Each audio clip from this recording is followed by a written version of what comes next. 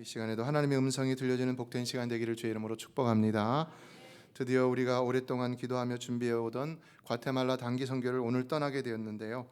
팬데믹 이후에 처음 가는 단기 선교이죠. 그러나 이것도 하나님이 하게 하신 일이고, 그러므로 모든 것은 하나님께서 이루실 줄로 믿습니다. 우리 장로님들이 먼저 답사를 다녀오시고, 그래서 이미 그 선교지에 교회를 수리해 줄 수 있는 우리가 후원금을 다 보내드렸고, 그런데 보니까 제가 참 놀랐던 것은 그 공사가 이게 시간적으로 지금 마무리가 되고 있더라고요. 그래서 저는 이번에 이 타임라인을 보면서 좀 놀랐습니다. 어떻게 저희 장로님들 답사가 2월에 이루어졌고 우리가 8월 초에 단기 선교를 가게 되었는가? 사실 저희들의 연례적인 그 행사 스케줄로는 8월 초에 단기 선교를 가는 것이 맞습니다. 지금까지 그렇게 해왔기 때문에. 그리고 또 그것 때문이라면 2월에 답사를 다녀오는 것도 괜찮은 거죠. 그럴 수 있는 거죠. 그런데 예전에는 우리가 답사를 다녀온 일이 사실은 없었거든요. 근데 이번에는 2월에 답사를 다녀왔고, 그래서 선교지에 필요한 것들을 기도 가운데 결정해서 후원해 주었는데, 그것이 이제 이번 주까지 다 잘 마무리가 되어서 우리가 그곳에 가서 선교를 할 때 이제 다 재건축된 교회에서 선교를 할 수 있었다는 것입니다. 적은 공사가 아니었습니다. 지붕을 다 뜯어냈습니다. 그리고 한 축을 다시 세우는 일이었습니다. 여러분, 만일 공사가 늦어졌다면 우리가 선교를 어떻게 할 수 있었을까요? 우리 선교 일정에 분명한 차질이 있었던 것이죠. 그러나 여러분, 모든 일은 하나님이 하시는 줄로 믿습니다. 우리가 알지 못하고 했지만 그러나 하나님은 알고 모든 것을 행하게 하셨다는 것입니다. 우리가 처음부터 과테말라를 가려고 했던 것은 아니었습니다. 왜냐하면 여러분도 잘 아시다시피 저희에게는 그 멕시코 유카탄의 바야돌리드에 거기 몬테시나이 교회라는 자매 결연을 맺은 교회가 있었기 때문입니다. 그런데 우리가 의논할 때 그곳은 많이 갔고 후원도 많이 했으니까 이번에는 좀 다른 곳으로 비전의 방향을 틀어보자. 그래서 과테말라로 정한 것인데, 이렇게 정한 이런 모든 일들, 어떻게 해서 이런 일이 일어났을까? 하나님이 하셨다는 것입니다. 그러나 하나님이 어떻게 해서 이런 일을 하셨을까? 근데 저희들은 선교지를 가서 그것을 깨달았습니다. 그게 뭐냐? 선교지에 있는 성도들이 하나님 앞에 간절한 마음으로 수년 동안 기도했기 때문이라는 것입니다. 무려 9년 동안이나 그렇게 기도를 했다는 것인데요. 사실 우리에게는 얼마만큼의 후원금을 보내드리고 선교팀이 1년에 한 번 가서 선교드린 일, 그렇게 큰 일처럼 느껴지지 않을 수도 있습니다. 그러나 그분들에게는 이번 일이 아주 대단하고 엄청난 일이라는 것입니다. 여러분 생각해 보세요. 그분들이 그렇게 기도하면서 열심히 쓸 것 안 쓰고 모은 돈이 9년 동안 100불밖에 안 되는 거예요. 그런데 그렇게 해도 안 되는 것을 저희가 한 번에 해드렸어요. 어때요, 여러분? 우리가 한 겁니까? 아니잖아요. 수년 동안 기도 가운데 저희를 만났다는 건 하나님이 하신 일인 것이죠.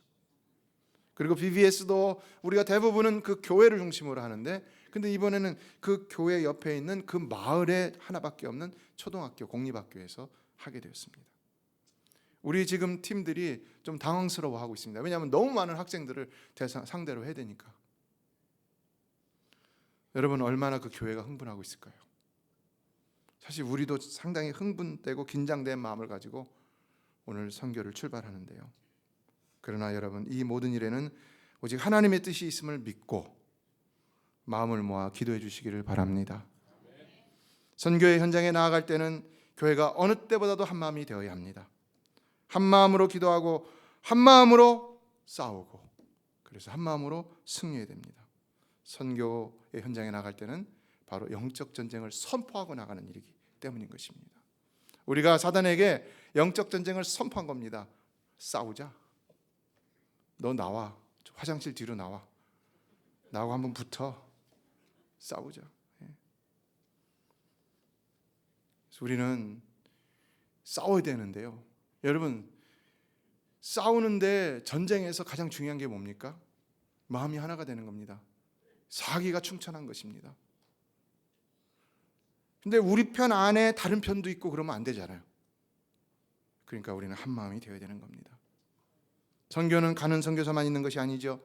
보내는 선교사도 있는 것이죠.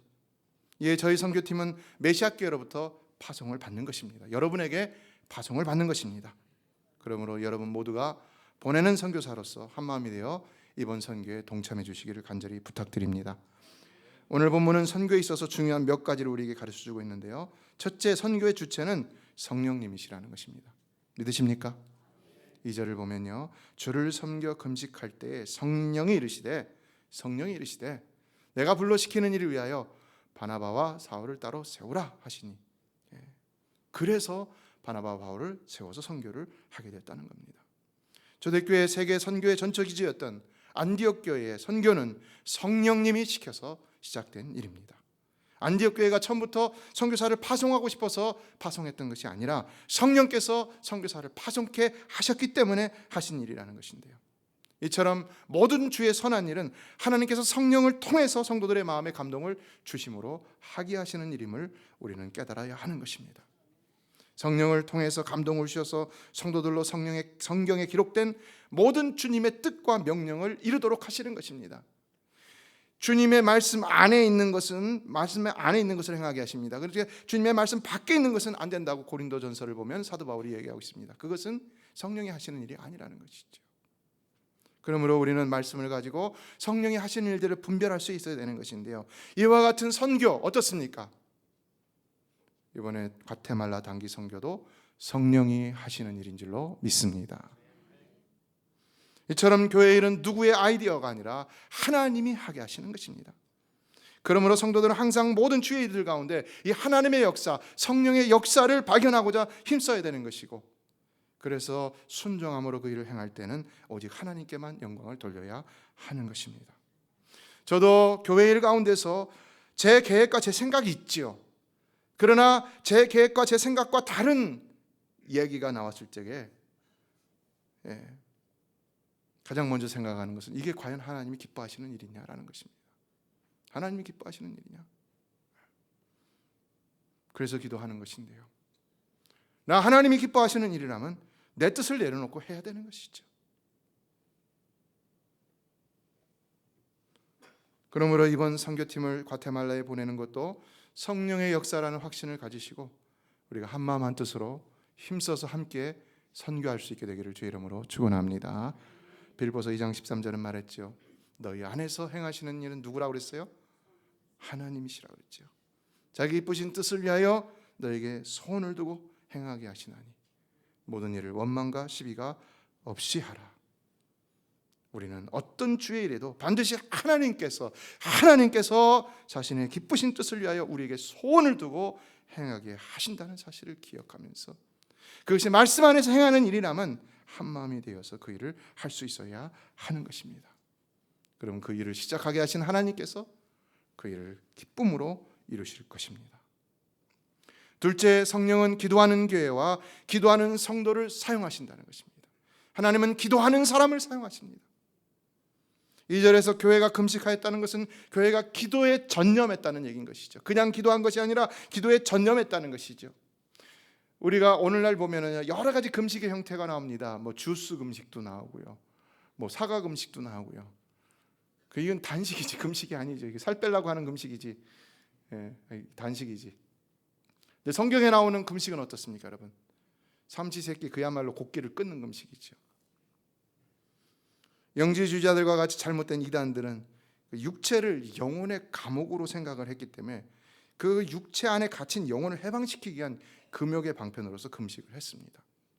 그리고 유대인들은요, 대부분이 이제 대속죄를 맞아서 금식을 해야 되기 때문에 남들이 다 하니까 형식적으로 한 그런 이유도 있고, 더 나아가서는 자기의 경건을 자랑하기 위해서 내가 이렇게 많이 금식한다 자랑하기 위해서 금식을 정기적으로 하기도 했습니다. 그렇다면 본문에서의 금식은 어떨까요? 그런 금식이 아니죠. 여기서 금식은 정말로 어떤 금식입니까? 육체의 본능을 이김으로 오직 하나님께만 집중하기 위한 희생의 금식이었다 할 수가 있는 것이죠.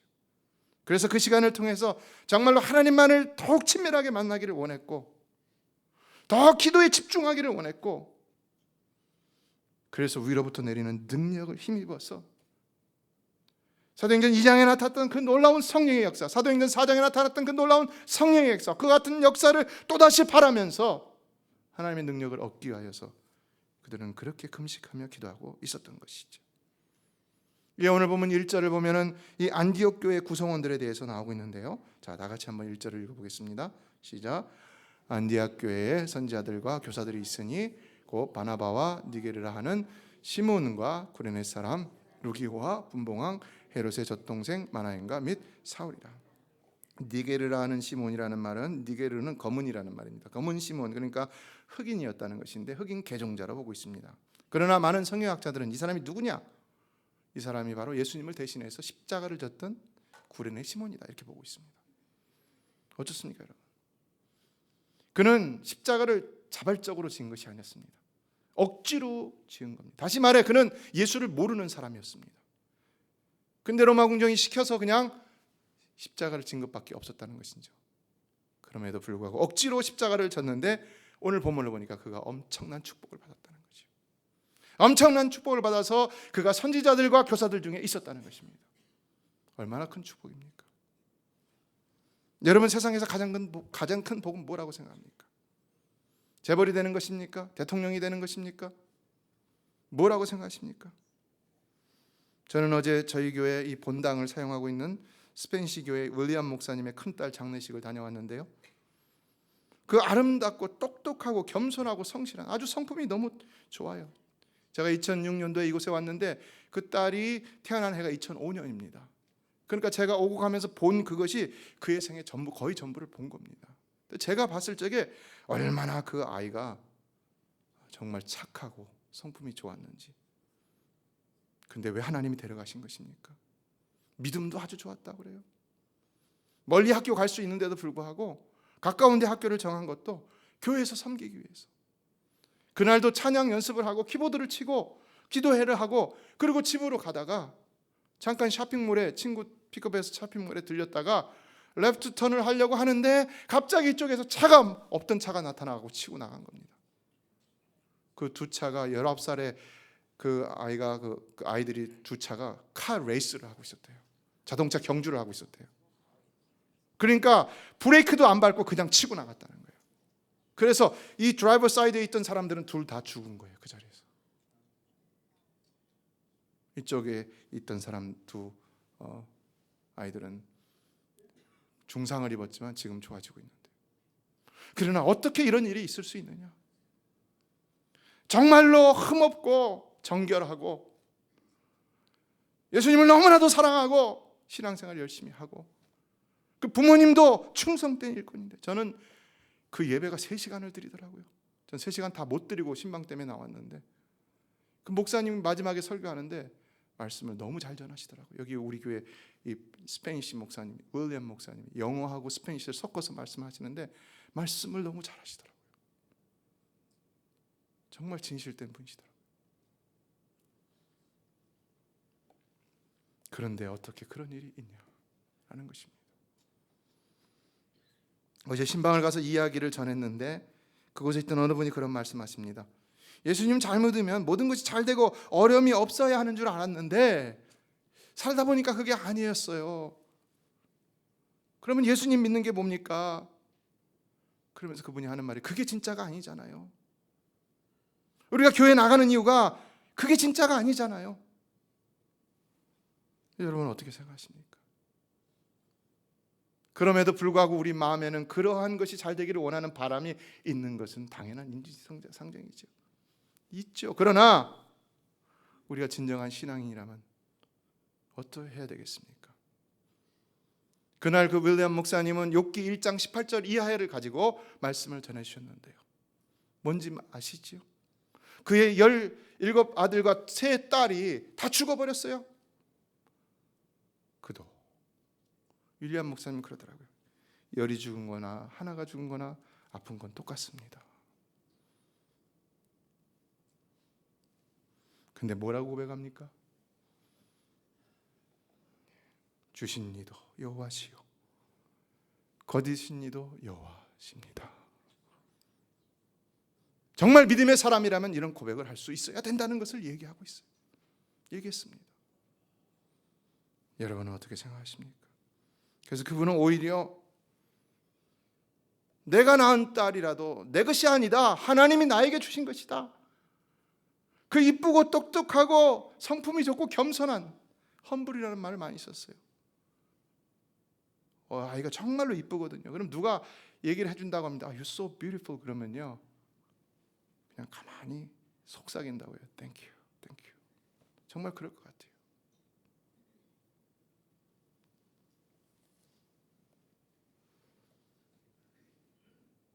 하나님이 우리에게 그 귀한 보물을 17년 동안 누리게 하셨습니다. 그리고 이제 우리가 이 땅을 떠나면 그를 다시 만나게 될 것입니다. 굉장한 도전을 주더라고요.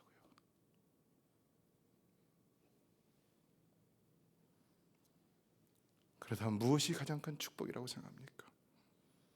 성도 여러분, 성도에게 있어서 가장 큰 복은 하나님께 쓰임받는 일인 줄로 믿습니다. 믿습니다. 하나님께 쓰임받는 일입니다. 이것에 아멘하지 못한다면 내 믿음을 한번 생각해 봐야 되는 겁니다. 제가 이번에 여름에 지난번에 제가 아프고 나서 어머니가 너무 걱정을 하셔서 장로님들께 말씀드리고 LA를 잠깐 2박 3일로 다녀왔는데, 그때 저희 딸을 만나서 장례를 의논하다가 이 아이가 이렇게 뭐 선교사를 활동을 하고 선교도 하고 또 사역도 하고 그러는데 뭘 이렇게 뭐 공부한 것도 있고 그러니까 잘 갈피를 못 잡는 거예요. 그래서 제가 이 얘기 들어보니까 얘가 가장 좋아하는 게 선교예요 보니까. 그래서 너 풀타임으로 선교해라 그랬더니 굉장히 좋아하더라고요. 아직도 공부를 해야 되지만요. 너가 선교를 한다, 그게 너한테 축복이다. 나한테도 축복이고. 제가 처음 세미나를 가겠다고, 신학교를 가겠다고 했을 적에 사실 저희 부친이 너는 그냥 공부해갖고 돈 많이 벌어서 교회 열심히 섬기는 장로가 되라, 그렇게 얘기를 하셨는데, 근데 제가 신학교로 가겠다고 했더니 아버님 첫 마디가 그게 축복이다. 큰아들이 목사가 되는 건 나한테는 영광이다. 딱 한 말씀 하시더라고요. 저는 겁나갖고 말을 하기가 좀 힘들었는데, 왜냐하면 돈을 많이 주고 유학을 했거든요. 근데 그렇게 말씀하시더라고요. 오늘 우리에게 가장 큰 복이 무엇인가? 오늘 여러분에게 가장 큰 복은 뭐라고 생각합니까? 그냥 내가 아직도 하나님께 쓰임을 받고 있다면 이것보다 더 큰 복은 없다는 것을 기억하시라는 겁니다. 오늘 본문을 보면은 분봉왕 헤롯의 젖동생 마나엔이 등장하고 있는데요. 그러므로 이 마나엔의 어머니는 분봉왕 헤롯의 유모로 보고 있습니다. 무슨 말입니까? 이 마나엔과 분봉왕 헤롯은 헤롯의 궁궐에서 같이 자란 그런 사람들이라는 것이죠. 그런데 하나는 이처럼 선교의 예언자, 선지자나 교사 중에 한 사람으로 있고, 그리고 또 한 사람은 누구죠? 세례 요한을 죽이고, 그리고 또 예수님을 죽이는데 일조했던 사람이었다는 겁니다. 헤롯은 모든 것을 다 누리는 사람이었습니다. 그에게는 물질도 있었고 권력도 있었습니다. 뭐가 부족했겠습니까? 그러나 이 마나에는 초라하기 그지없는 사람이었을 것입니다. 그렇다면 과연 누가 더 복받은 사람이라고 말할 수가 있겠습니까? 오늘 우리는 왜 우리가 예수를 믿는지 그걸 올바로 알아야 되는 것이고, 그래서 우리 신앙생활은 어떤 방향으로 가야 되는지 믿는 자로서 인생의 방향을 올바로 잡을 수 있어야 하는 것입니다. 계속해서 보면은 선지자들과 교사들이 주를 섬겨 금식하며 기도하고 있었다라고 했는데, 그때 성령께서 감동을 주셔서 바나바와 사울, 바울이죠, 변화되기 전 이름을 바꾸기 전에 사울을 선교사로 세우게 하셨다고 그랬어요. 자, 이것을 통해서 우리가 알 수 있는 것은 뭐냐? 하나님께서는 기도하는 사람을 사용하신다는 것입니다. 믿으십니까? 그래서 우리는 기도하는 사람들이 되어야 되는 겁니다. 성경을 보세요. 하나님과 교통하는 사람을 사용하시지 하나님과 상관없는 사람을 사용하시는 게 아니지요. 특히 선교는 영적 전쟁의 일선에 나가는 일이기 때문에 더욱 함께 기도해야 되는 것입니다. 여러분, 우리는 이제 전쟁을 선포하고 나가는데요, 잘 기억하세요. 우리 선교팀은요 소총수들이에요. 땅땅땅땅 하면서 나가는 거예요.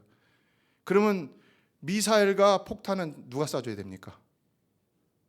누가 쏴줘야 돼요? 해보세요. 한번 따라해보세요. 내가. 한번 이 손 대고 해보세요. 내가 쏴줘야 된다. 믿습니까? 여러분, 전쟁에 우리 혼자 총 들고 나가서 총알바지 하라는 거예요? 그런 게 아니잖아요. 여러분이 뒤에서 미사일도 쏴주고 폭탄도 막 쏴주고 그래야지, 그래야 우리가 이길 수 있는 것이죠.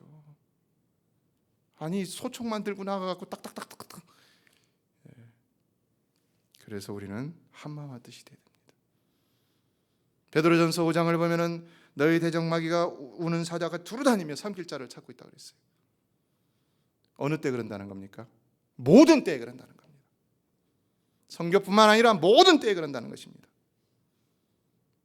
그러면 어떻게 해야 되느냐? 그래서 7절은 너희 염려를 다 주께 맡기라고 하면서 8절에서는 근신하라 깨어라, 9절에서는 믿음을 굳건하게 함으로 그를 대적하라고 그랬어요. 여러분, 우리는 영적 전쟁에서 사탄을 대적하는 자가 되어야 하는 줄로 믿습니다. 대적해야 돼요. 그냥 힘들어갖고 이러니까 나만 더 힘들어져요. 그렇죠? 사탄아, 물러가라. 물러가라. 대적해야 돼요. 그래야만 너희를 피하리라 말씀했습니다. 펜실베니아에서 목회를 하시던 엘리사 호프만이라는 목사님이 계셨는데, 신방을 하다가 막 슬픔 가운데 괴로워하는 성도를 발견하고는 어떤 일입니까? 물었더니 뭐라고 얘기를 했어요. 그랬더니 이 목사님이 한마디로 이렇게 얘기했다는 것입니다. 예수님께 모든 슬픔을 맡기세요. 저는 이런 얘기를 했다가 좀 실망하는 사람들도 봤어요. 내가 당한 상황이, 지금 현재 내가 처한 상황이 엄청난데, 아니 목사님 그 한마디로 그걸 해결하려고 그래요? 제가 한국에서, 서울에서 청년들 사역을 할 때 어떤 자매가 막 수많은 얘기들을 늘어놓아서 마지막에 뭐 답이 없잖아요. 사실은요. 한마디 했어요. 기도하세요. 그랬더니 그것 때문에 시험에 들었어요. 기도하라고 그랬다고. 그럴 수 있다는 거예요. 근데 이 자매가 그 얘기를 딱 듣더니 잠깐 생각하고는 갑자기 뜬금없는 거죠. 이거는요. 예, 그렇게 하겠습니다. 예, 그렇게 하겠습니다. 그리고는 모든 것이 다 바뀌었다는 것인데요. 어떻습니까, 여러분? 여러분, 예수님께 모든 염려를 맡기시기를 바랍니다. 주님이 하실 줄로 믿습니다. 그래서 후만 목사님이 신방 마치고 집에 들어와서 작곡한 찬송가가 있는데, 작곡 작시한 찬송가 있는데 337장입니다. 내 모든 시험 무거운 짐을 주 예수 앞에 아뢰이면 근심에 쌓인 날 돌아보사 내 근심 모두 맡으시네. 믿으십니까? 사단은 우리에게 늘 시험을 주지만, 그러나 우리는 그 모든 시험을 주님께 맡겨야 할 줄로 믿습니다. 오늘도 모든 시험을 주님께 맡기고 돌아가시기를 주의 이름으로 축원합니다. 사단은 우리 밖에서도 역사하지만, 그러나 우리를 넘어뜨리게 하는 사단의 역사는 우리 안에 있다는 사실을 기억하시기 바랍니다. 사단의 역사는 한순간도 우리 밖에서 쉬지 않습니다. 정작 그러나 우리가 넘어지는 것은 우리 안에서 역사하는, 다시 말해 내 가운데 역사하는 그 사단의 역사는 나 때문에 무너질 수 있다는 사실입니다. 누구 때문이 아니라. 그러므로 우리는 항상 깨어서 이것을 분별하면서 예수의 이름으로 이런 사단의 역사를 물리치는 자가 되어야 되는 것입니다. 그래야 승리의 역사가 일어나는 겁니다. 셋째, 그러므로 우리의 기도는 멈추어서는 안 되는 것입니다. 멈추어져서는 안 되는 것입니다. 만일 호프만 목사님이 그 여자분에게 예수님에게 모든 걸 맡기세요라고 했는데 이분이 듣지 않고 예수님께 맡기지 않았다면 어떻게 될까요? 그냥 슬픔 가운데 계속 사는 거죠. 고통 가운데 계속 있는 것이죠. 삶은 더 망가져 갈 수밖에 없는 것이죠. 그러면 여러분도요, 강단을 통해 전해지는 말씀에 순종하시기를 주의 이름으로 축원합니다. 그러면 평안이 있을 줄로 믿습니다. 그냥 여러 생각할 것 없어요. 말씀이면 아멘 하면은 마귀가 한 길로 왔다 7길로 도망가는 역사가 일어나게 될 줄로 믿습니다. 그런 거예요. 예, 본문 3절을 보면 안디옥 교회가 바나바와 사울을 따로 세운 후에도 여전히 금식하며 기도하고 그리고 두 사람에게 안수하여 보냈다고 했는데요. 이들은 이미 끔찍하며 기도했는데 왜 또 끔찍하며 기도해야 되는가? 얼마든지 우리는 그런 컴플레인 할 수 있어요. 아니 목사님 지금까지 기도했는데 뭘 또 기도하라는 것입니까? 우리는 어떤 응답을 받은 이후에 기도를 중단하는 경우가 많이 있는 것을 볼 수 있는데요. 그러나 그렇게 해도 되는 것인가? 아니라는 것입니다. 기도는요, 절대로 우리가 원하는 무언가를 아무리 선한 일이라도 그것만을 얻기 위한 방편이 아니라는 것을 기억하십시오. 기도는 근본적으로 하나님과 교통하는 커뮤니케이션의 수단입니다. 그리고 그것은 영적 호흡입니다. 우리 영혼의 호흡입니다. 믿으십니까? 그러면 기도하지 않는 사람이 영혼이 건강할 수가 없는 것이죠. 그 옥시전 레벨 있잖아요. 산소 농도가 낮아지면요 마스크 쓰고 있어야 돼요. 가장 제가 환자들을 방문하면서 가장 위험한 때는 어느 때인가 보니까 산소 마스크 쓰고 그게 가장 크리티컬 컨디션이에요. 그럼 거의 요거 뛰면 죽는 거예요. 성도가 어느 때 가장 위험하느냐? 기도하지 않을 때예요. 기도를 중단할 때예요.